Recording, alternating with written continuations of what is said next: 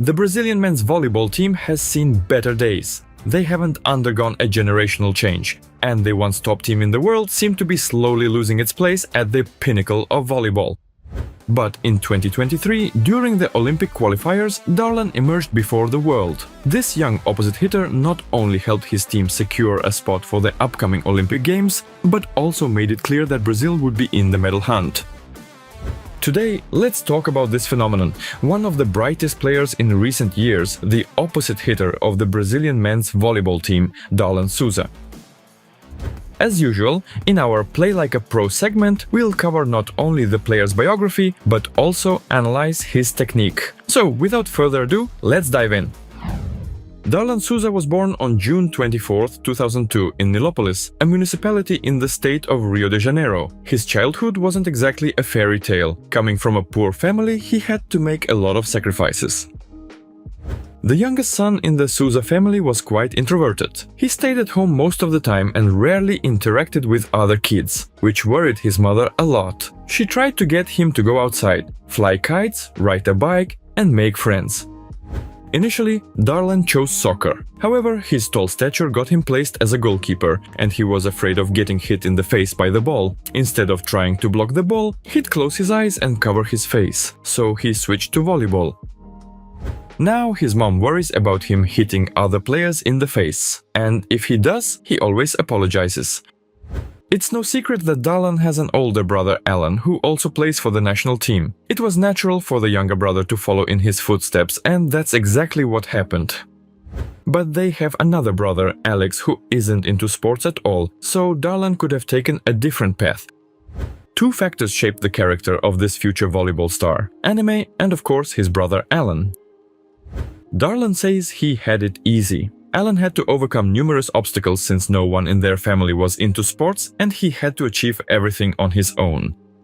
He had no money and no proper support. He collected cans and worked odd jobs to support his training. Their father even had to borrow money to keep Alan's training going. Alan taught Darlan a valuable life lesson: if you want something, just go and do it. No one will do it for you. Even if you lack the means, find a way. Darlan admits that if he were in his brother's shoes, he probably would have given up.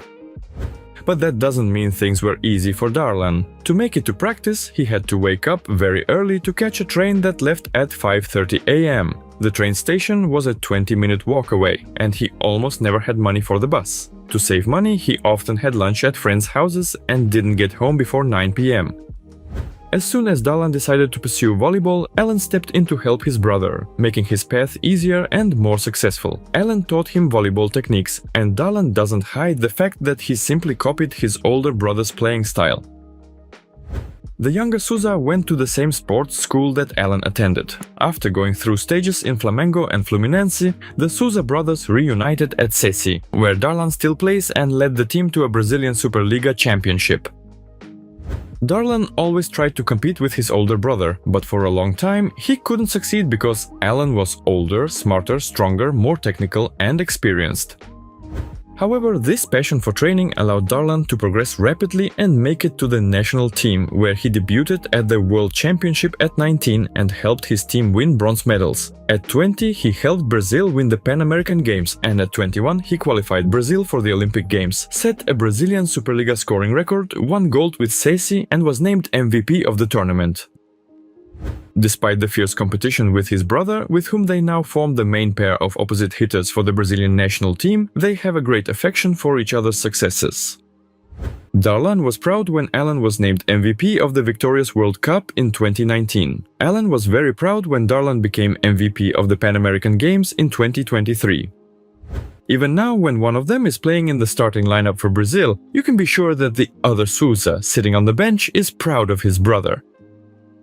Their mother has the hardest time in this situation. She doesn't know whom to worry about more and misses her sons terribly, whom she rarely sees. She also dislikes leaving Brazil. Only in 2023 did she make an exception to travel to Chile and support Darlan at the Pan American Games, which was an incredible surprise and motivation for him. As I mentioned earlier, Brazil became champions there and Darlan was named MVP. If the main driver of success for this national team player was his family, especially his brother, Darlan had another passion: anime. It's hard not to notice his hand movements before serving. These are jutsu hand signs from the Naruto anime. He's also a fan of other works. He has a tattoo of Kyojuro Rengoku, the Demon Slayer. Additionally, there's a quote from the anime Haikyuu: "We don't need memories." This is perhaps the main strategy for this player during a volleyball match. There's no point in getting upset over mistakes. It's impossible to score every ball and get points 100% of the time, because the players on the other side are just as good and want to win just as much, especially when it comes to battles with the best players from their countries. If you make a mistake, it's no big deal, just focus on the next rally. Many people looking at Darlan's physical condition wonder about his training regimen, but he hasn't revealed much detail. He pays a lot of attention to his back because he and Alan have a congenital muscle problem in that area. While it may not stand out on the court, during weight training they can lift significantly more weight with their left hand than with their right, so they need to regularly address this issue. Despite Darlan's impressive legs, he doesn't like training his lower body, but understands it's essential. Proper nutrition is also crucial, though he still has some bad habits from his childhood. He was addicted to instant noodles and fast food. While he's managed to kick the noodle habit now that he earns his own money, he sometimes leaves home and returns with a container full of potatoes, bacon, sausage and cheese. However, he reassures his mom that he burns it all off during training, and he wasn't lying. At his last medical checkup at Sessi, he weighed 104 kilograms with only 7% body fat. He also recorded a maximum reach of 363 centimeters with a height of 192 centimeters and a vertical leap of over 1 meter from a standing position. Due to his intense training regimen, it's hard for Darlan to build long-term relationships. He's currently focused on his successful sports career rather than finding a significant other, despite previous attempts to balance his personal life. Now let's analyze the technique and playing style of Brazil's opposite hitter. Again, I'll clarify that this isn't a professional analysis, just my thoughts on the player, without deep tactical or technical insight. Let's start with his attacking, which is what stands out most about him. Powerful attacks and incredible energy during celebrations make watching him enjoyable for both new viewers and seasoned volleyball fans. Unlike some other volleyball players, Darlan's playing strategy is closely tied to his technical skills. Understanding it wasn't difficult, and I'll share my thoughts on this.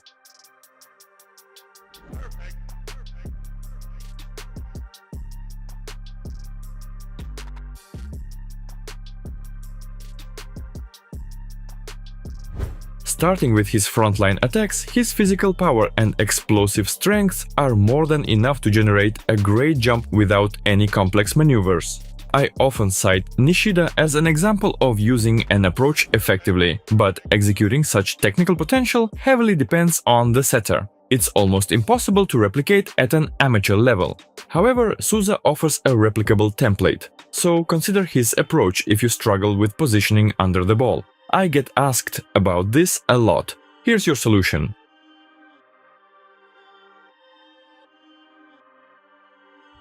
What am I talking about? When Darlan is on the front line, he uses only 3 steps for his approach, regardless of the situation. Whether it's after a reception or defense, it doesn't matter. He steps back into position, waits for the setter's hands to touch the ball, and then begins his approach. Ideally, you'd have some initial speed to increase your jump height and hitting power. But again, the Brazilian has no issues with these variables and can play at the highest level with ease. If we go back to the amateur level, this analysis is relevant to many because the training volume is significantly lower than that of professionals. This type of approach gives you better control over the setter's pass, defense, and opponent's block. It also improves ball control. So if you don't have severe problems with jump height, but have issues with ball contact and positioning, try this approach in your training and games. When I return to the court after a long break, I also use a shorter approach to hit the ball more accurately. As I get back in shape, I start using a longer approach.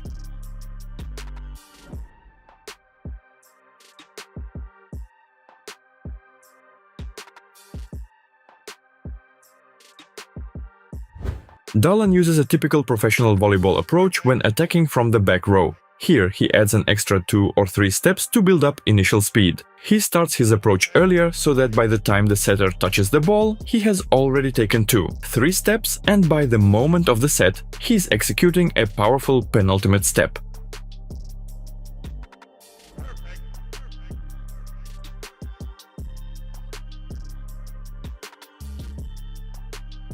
Speaking of footwork, let's analyze it in more detail.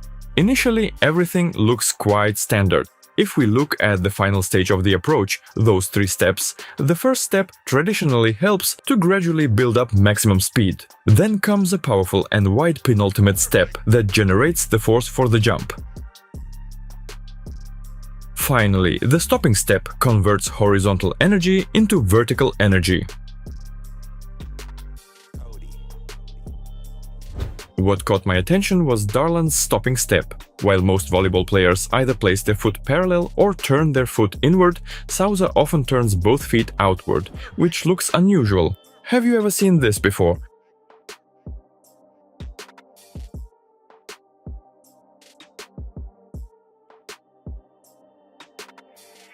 Regarding his arm swing, there's nothing to criticize. Great amplitude and speed of movement. Some might think the opposite hitter swings his arms in a wide arc, but with his powerful back, it's almost impossible to bring them closer. In reality, this has little impact on the final result.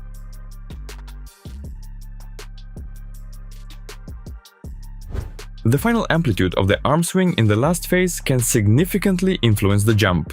Darlan uses his arms to the fullest, with both the hitting arm and the non-hitting arm fully extended. Only after he starts lifting off the ground does he pull the hitting arm's elbow back. Then, in the classic sequence, starting with the hips and finishing with the wrist, he executes the attack.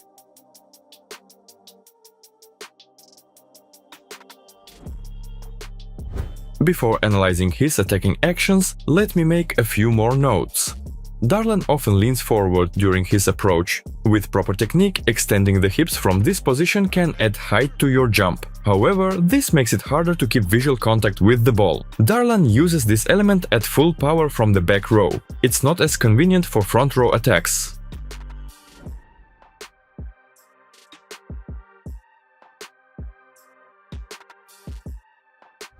Speaking of professionals using a lean during the approach, Wilfredo Leon comes to mind.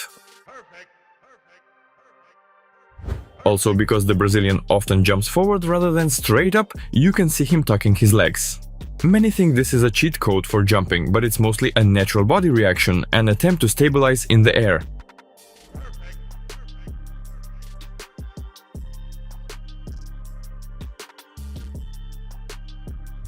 Now, let's analyze his attacking actions. As I said earlier, they depend on his technical features. You can clearly understand the range of his attacks from his approach. Given his muscle mass and less flexible shoulder, it's hard for him to outsmart defenders, as he often has to turn his whole body in the air to attack down the line.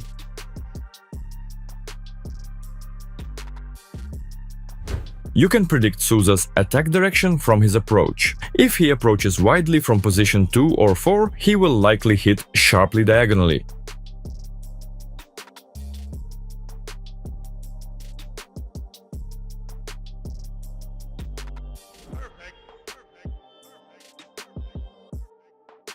If his approach is narrower, he might aim for the corner of zone 1, attack over the block, or try to hit between blockers.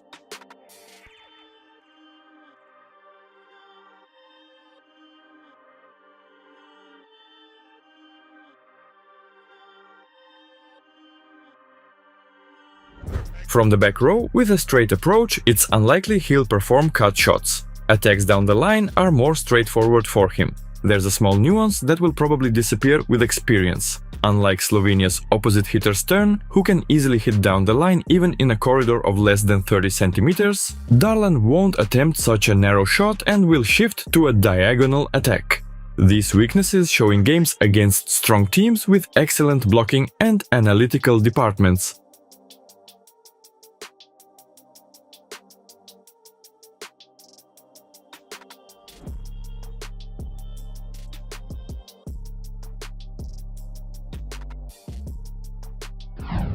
Now, let's move on to his blocking. In his native position too, he rarely uses an approach to block the opponent on the other side of the net. At most, he'll take a step. So, if you're an opposite hitter or a setter and can't jump chest high without much effort, this technique isn't suitable. Why did I focus on these positions? Because they spend most of their time blocking in position 2. But when Souza moves to position 4, magic happens. A full approach with an arm swing allows him to reach a great height and more effectively close the distance to the opponent's attackers. This looks much more effective.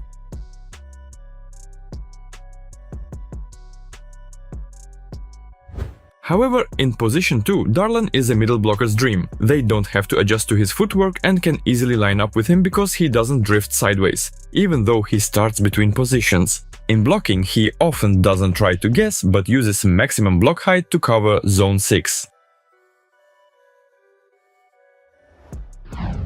Finally, let's touch on another important but less obvious skill for an opposite hitter: defense. Like in attacking, this can be broken down into certain patterns. When Darlan defends against attacks from the center of the net or from positions 2 and 1 while he's in the back row, he positions himself as you see on your screens. He uses a wide and deep stance, allowing him to utilize his explosive power better.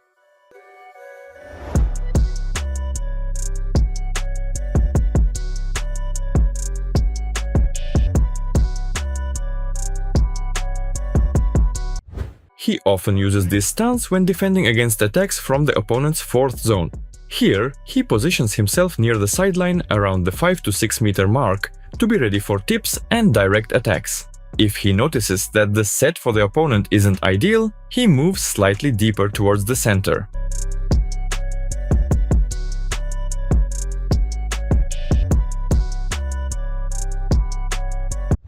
When he's in the front row, he covers the line from 2 to 2 or 4 to 4, depending on which side he's on. He's usually in position 2, but there are moments when he defends from position 4.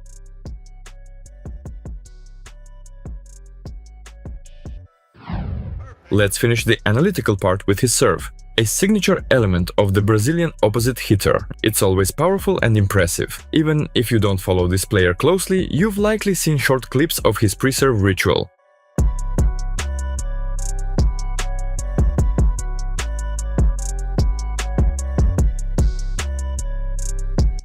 For those who don't know, all those hand movements are hand signs from the anime Naruto. Let's test my subscribers' knowledge of this series. If anyone knows which hand sign Darlan is trying to use, write your answer in the comments, and for those unfamiliar with Naruto, your comments will help them understand what the Brazilian is invoking.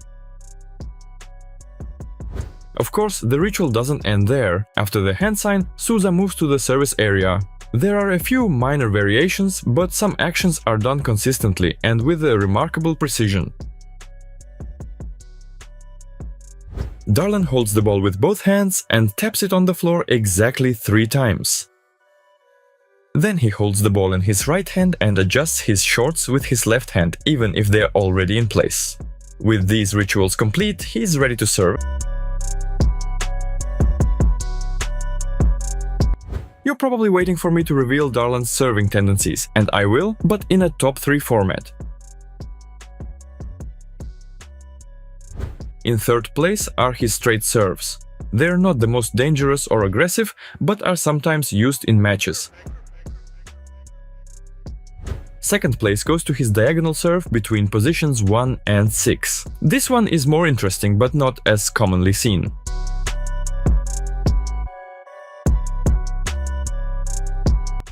The undisputed number 1 in his arsenal is his serve to position 6. He uses this serve most often. It's the strongest and most consistent.